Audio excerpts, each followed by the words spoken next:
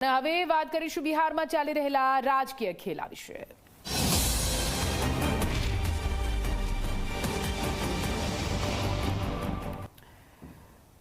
મોટા સમાચાર બિહારની રાજનીતિમાંથી સામે આવી રહ્યા છે। સૌથી મોટો ખેલ પડી ચૂક્યો છે। જી હા, નીતિશ કુમારે છઠ્ઠી વાર પલટી મારી છે।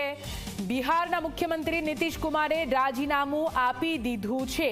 રાજ્યપાલને મળીને નીતિશ કુમારે રાજીનામું આપી દીધું છે। નીતિશ કુમારે ફરી સરકાર રચવાનો દાવો પણ રજૂ કરી દીધો છે। સાંજ સુધીમાં નવી નીતિશ સરકાર શપથ લે તેવી શક્યતા વ્યક્ત કરવામાં આવી રહી છે। રાજીનામું આપ્યા બાદ નીતિશે કહ્યું, મહાગઠબંધન બરાબર ચાલી રહ્યું નથી। આરજેડીના લોકો કામ કરતા નથી, જેથી આ પગલું લીધું છે। રાજીનામું આપતા પહેલા નીતિશ કુમારે પીએમ મોદી સાથે પણ વાત કરી હતી। નીતિશ કુમારને ભાજપને 78 ધારાસભ્યોએ સમર્થન આપી દીધું છે। જેડીયુ પાસે 45 ધારાસભ્યો છે અને ભાજપના મળીને કુલ 123 જેટલા સભ્યો થાય છે। હામ એટલે કે હિન્દુસ્તાની આવામ મોરચાએ પણ નીતિશને સમર્થન આપ્યું છે। જીતન રામ માંઝીની પાર્ટીએ પણ 4 એમએલએનું સમર્થન મળતા કુલ 127 બેઠકો હાલ નીતિશ કુમાર પાસે થઈ ચૂકી છે। જેડીયુ પાસે થઈ ચૂકી છે। બહુમતી માટે 122 ધારાસભ્યોની સહમતિની જરૂરી છે। હાલની સ્થિતિ જોતા નીતિશ કુમાર પાસે બહુમતી છે। નીતિશ કુમારના રાજીનામાની સાથે ભાજપ તેમજ હામ પાર્ટીના કાર્યાલયો પર મીટિંગોની પણ શરૂઆત થઈ ચૂકી છે।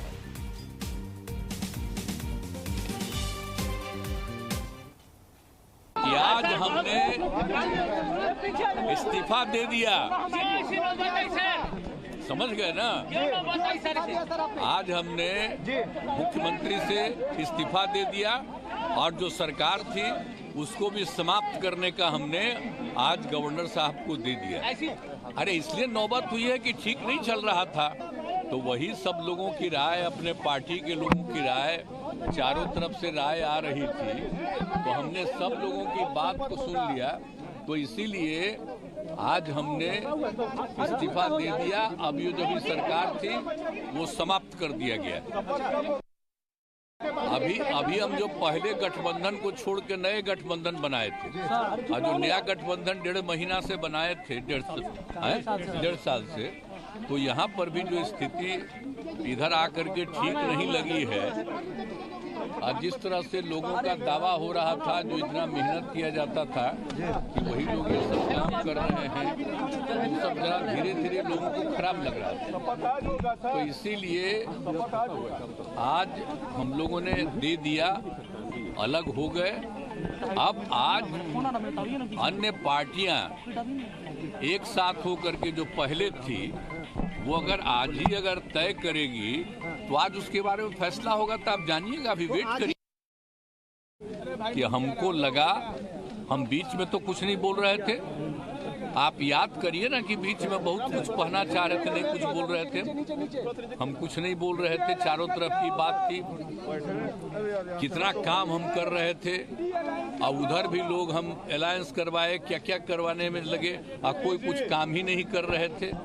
तो सबको लेकर के तकलीफ, और यहाँ पर भी लोगों को तकलीफ, तो ये हो गया। तो हमने बोलना छोड़ दिया था। अब सबके लिखे तो आज जो कुछ होगा तभी आप लोग रहिएगा, अभी रहिएगा, बाकी लोग आ जाएंगे और उसमें क्या लोग कहते हैं तो सबका बात सुन लीजिएगा, और उसके बाद जो कुछ भी होगा तो भी जान लीजिएगा। नीतीश कुमार जी को मैं धन्यवाद देता हूं कि उन्होंने इस्तीफा दे दिया। उनकी जो भी मजबूरी रहे, लेकिन बिहार पेशोपेश में था। क्या फिर से बिहार को 1.5 साल में जंगल राज 2 की स्थिति आ गई थी?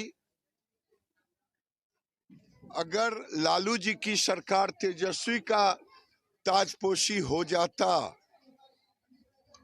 तो बड़ी कठिनाई होती। मुझे डर लग रहा था, जिस तरह से प्रेशर पड़ रहा था लालू यादव का नीतीश कुमार जी के ऊपर तेजस्वी को ताजपोशी के लिए, तो फिर बिहार दोबारा जंगल राज में आ जाता। इससे मुक्ति मिली। अब भारतीय जनता पार्टी जंगल राज नहीं आने देगा, लालू जी की ताजपोशी नहीं होने देगा। भाजपा, जदयू, सभी एनडीए के मित्र पक्ष मिलकर एनडीए की सरकार बिहार में बनाई जाए। बिहार वासियों के हित के लिए ये सरकार बने और भारतीय जनता पार्टी के विधायक दल के नेता के नाते सम्राट चौधरी जी का चयन किया गया और उपनेता के नाते श्रीमान विजय सिन्हा जी का चयन किया गया है। मैं अभी सम्राट जी और विजय जी को 2-2 मिनट कहने के लिए कहता हूं और यहां से सभी विधायक जदयू के साथ संयुक्त बैठक के लिए जाएंगे। वहां एनडीए की बैठक में वहां पर नेता उपनेता चयन किया जाएगा और बाद में फिर माननीय राज्यपाल जी को हम सब मिलेंगे।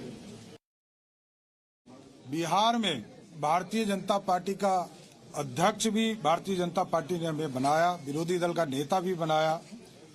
ये मेरे लिए भावुक क्षण है कि आज सरकार में भी दायित्व, सरकार में काम करने के लिए भी विधानमंडल दल का नेता के तौर पर चयन किया। इसके लिए मैं देश के प्रधानमंत्री जी से लेकर पार्टी के राष्ट्रीय अध्यक्ष, सभी नेतागण और सभी माननीय विधायकों का मैं विशेष तौर पर धन्यवाद भी देता हूं। लालू प्रसाद जी के आतंक को समाप्त करने के लिए जो जनमत 2020 में हम लोगों को मिला था, उसको फिर से एनडीए के रूप में स्थापित करना और बिहार में जंगल राज नहीं बन सके, इसके लिए भारतीय जनता पार्टी के पास जब प्रस्ताव आया आदरणीय नीतीश कुमार जी का और उनके दूत के तौर पर संजय झा जी यहाँ आए, हम लोगों को प्रस्ताव दिया, तो हम लोगों ने समर्थन का निर्णय लिया और पार्टी का जो दायित्व है एक सामान्य कार्यकर्ता के तौर पर पार्टी को मजबूत करना और देश के यशस्वी प्रधानमंत्री जी के नेतृत्व में 2024 में 40 की 40 सीट जिताकर बिहार से देने का संकल्प भी हम लोगों ने लिया है। बहुत बहुत धन्यवाद। मैं हृदय से आभार और धन्यवाद देता हूं कि बिहार के अंदर व्याप्त अपराध, भ्रष्टाचार, जंगल राज की मानसिकता गुंडे राज में तब्दील हो रहा था और सक्षम नेतृत्व ने बिहार की जनता के हित में जो निर्णय लिए हैं, मैं अपने देश के प्रधानमंत्री, राष्ट्रीय अध्यक्ष, गृह मंत्री और प्रभारी महोदय का आभार व्यक्त करते हैं, धन्यवाद देते हैं कि जो भी निर्णय है हम लोग बिहार की जनता के भावनाओं के अनुरूप और जनता के जो जनादेश है उसका सम्मान करते हुए बिहार के अंदर एक सकारात्मक रचनात्मक वातावरण बने, ये हम लोगों के संकल्प सुशासन स्थापित करने का, उसको साकार करने के लिए अपने नेतृत्व के आदेश के प्रति आभार और बिहार की जनता के प्रति अपनी जिम्मेवारी निभाने के लिए तमाम लोगों का धन्यवाद। અને હાલ તો રોકાઈશું એક બ્રેક માટે, પણ બ્રેક પહેલા જોઈએ 2 મિનિટમાં ફટાફટ ખબરો. પ્રસ્તુત કરતા